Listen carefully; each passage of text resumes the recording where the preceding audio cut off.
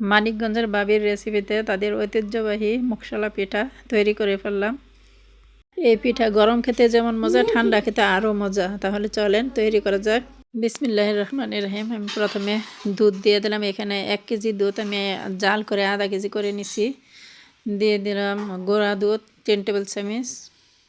দুধটা অনেক ঘন হতে হবে, ঘন হলে খিসাটা স্বাদ হবে ভালো। আর দিয়ে দিলাম খেজুরের গুড়, এটা পরিমাণ মতো মিষ্টি যতটুকু খাওয়া হয়। আর একটুখানি লবণ দিয়ে দিছি 1 চিমটি।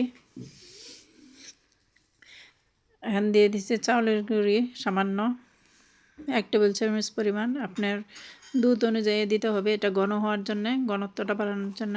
এই তো খিসাটা হয়ে গেছে।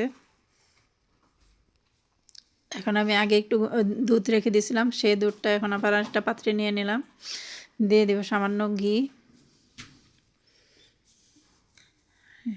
1 চিমটি লবণ। এখন আমি শুকনো চাউলের গুঁড়া দিয়ে দিচ্ছি 2 কাপ।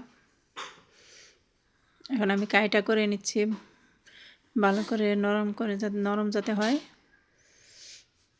এই তো হয়ে গেছে। এখন একটু ঠান্ডা করে নেব। এখন আমি রুটি তৈরি করে নেব। আর খেয়াল রাখতে হবে রুটিটা বেশি পাতলা যাতে না হয়, একটু মোটা রাখতে হবে। তো রুটি হয়ে গেছে। এখন খিসাটা ভিতরে দিয়ে এইভাবে যে কোনো কিছু দিয়ে কেটে নিতে হবে, এটা কোনো ডিজাইন আসবে না।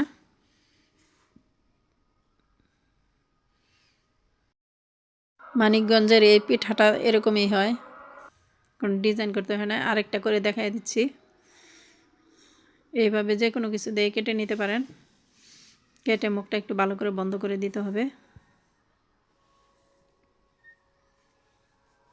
এই তো হয়ে গেছে, পিঠাগুলি তৈরি করা হয়ে গেছে। এখন ভেজে নেব। মিডিয়াম আছে আমি পিঠাগুলি লাল লাল করে ভেজে নেব। কি যে মজার হয় পিঠাটা।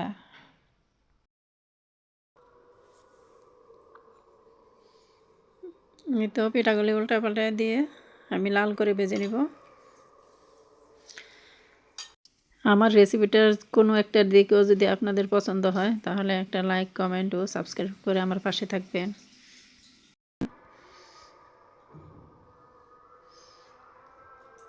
এই তো তৈরি হয়ে গেল দারুণ মজার মানিকগঞ্জের পিঠা। আপনারা তৈরি করে খাবেন, ইনশাল্লাহ অনেক ভালো লাগবে, অনেক মজার হয় এটা। আবার দেখা হবে।